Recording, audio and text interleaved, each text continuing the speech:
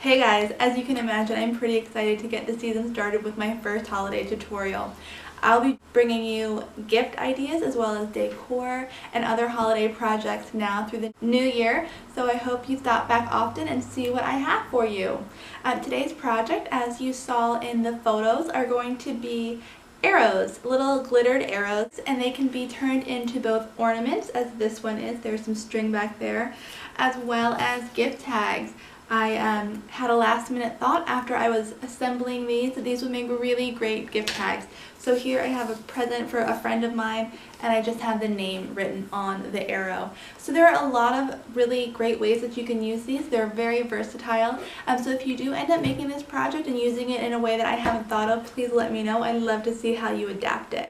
I would consider this project a medium skill level project, but I still encourage everyone to give it a try and see how it goes for them. Shown here in the picture are the different items you'll need to complete your arrows. You will need cardstock paper, and that is for making both the arrow head and the tail.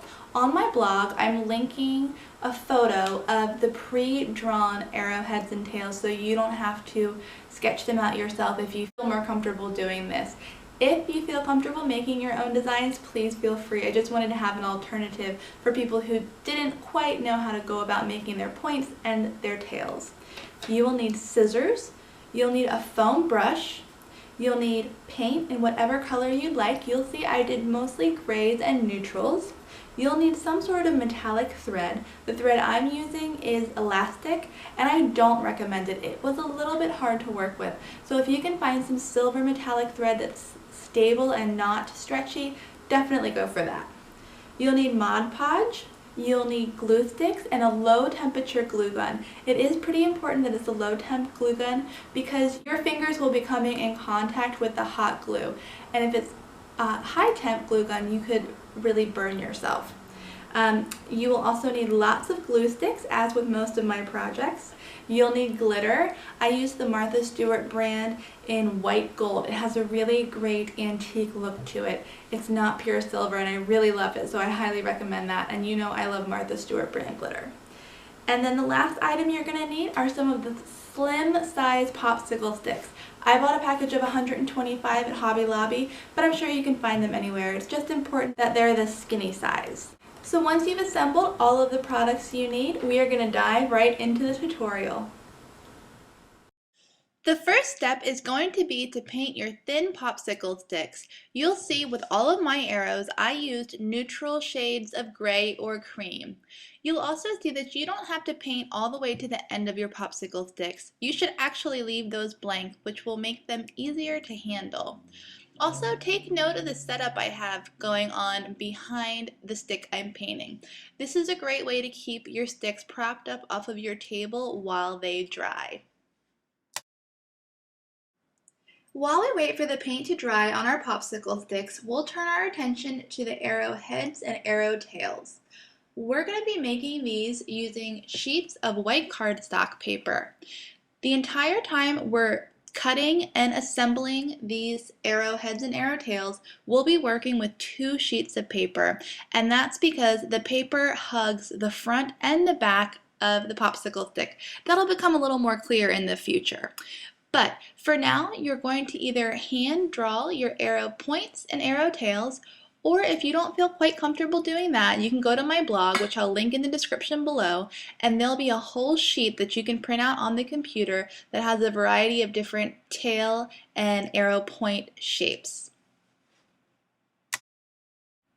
Making sure that you're working with both sheets together, you will cut out your points and your tails. I'll now be referring to these points and tails as sets. Now we're going to start assembling our arrows. The first step is going to be to attach 1/2 of your set of arrow points to your popsicle stick. With a small dab of glue up at the top of the popsicle stick where there's no paint, you will attach that to 1/2 of your arrow point. Then set that aside, making sure that the other half always stays with it. When choosing the position to glue the popsicle stick on the arrow, make sure it's nice and centered, and also make sure that it doesn't go all the way to the top. About 1/4 of an inch to 1/2 an inch from the very tip is ideal.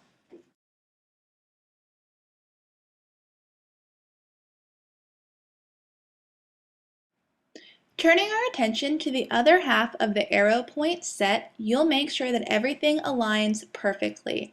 Then, grabbing your low temperature hot glue gun, spread a line of glue up the left side or right side of your arrow, and then lay the other half of your set on top and pinch to make sure there's a nice seal. This is why it's important to use low temperature hot glue, because that glue will seep out and your fingers will come in contact with it. Once the left or right side is done, do the same for the other side. Pinching, as you see here, to make sure it's a nice and tight seal. You might find that you have some wrinkles or some gaps, and that's really not a problem because this arrow point is going to get completely covered in glitter and you won't see it. You'll want to repeat this process for all of your arrow points and then go back and do the same process for all of your arrow tails. Then they'll be ready to be glittered. Making sure that you're working over some sort of easy cleanup surface, we are going to start to apply the glue which holds the glitter onto the tip and tail of your arrow. Using a foam brush and a very liberal amount of Mod Podge, you're going to coat just the paper part of your arrow tip or tail on both sides. Again, not being stingy with the Mod Podge, you're going to cover both the sheet and the edges of your arrow, anywhere that you want glitter to stick. You'll also want to be very careful to get the parts of the arrow tip that are indented where it goes into the popsicle stick, just as I'm doing here. You want to make sure that you're paying attention to all the surfaces that you want the glitter to cover. And we are now ready to add the glitter. Make sure all of the paper surfaces as well as edges are covered with the glitter. Make sure everything is nice and sparkly.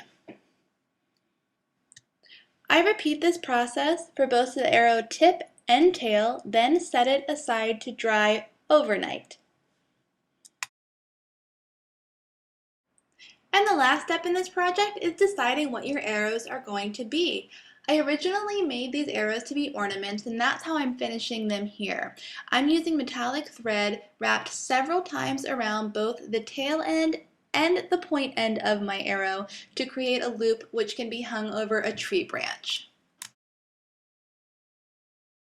Another great way to use these arrows is as gift tags. Using a thin black pen or marker, simply write the name of the recipient on the popsicle part of your arrow. Then simply tuck it under the ribbon of a package or gift. I guarantee the arrow won't be thrown away and will be kept as a keepsake.